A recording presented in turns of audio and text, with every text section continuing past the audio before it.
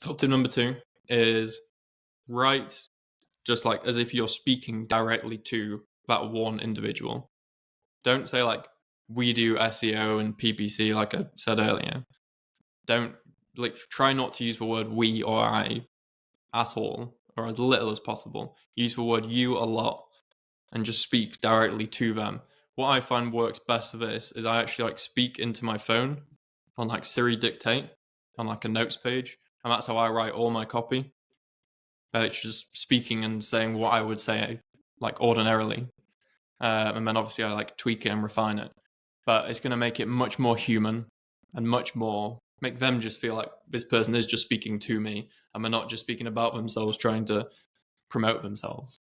Yeah, that's an interesting one because it kind of aligns with this new wave of like B2B messaging in that you should speak to, when you're doing a website or whatever, you should speak to a single champion user rather than trying to speak to a whole market or a broad TAM. It's just if you had one person sat in front of you that is an ideal customer, message it towards them. But I really like that Siri notes thing. So speaking to, Siri notes and then just and then just like check the grammar and stuff. But apart from that, it's going to read as if it's a conversation. Yeah, I really like that.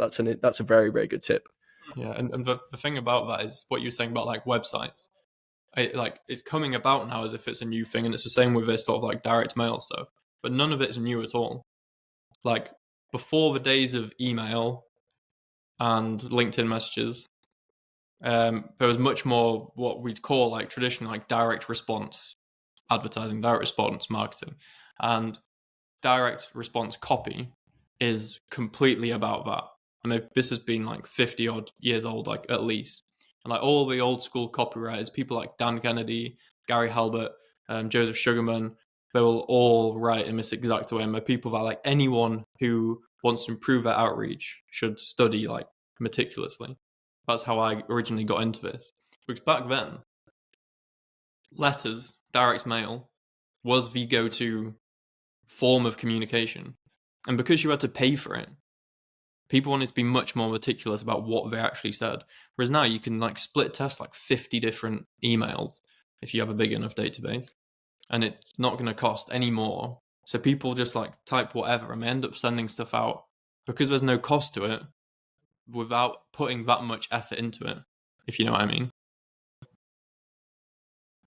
Yeah, it's interesting. Yeah, I definitely I think that's a very good like temperature check of your copy of like would you pay to put this out? Yeah. Yeah, that's an interesting one.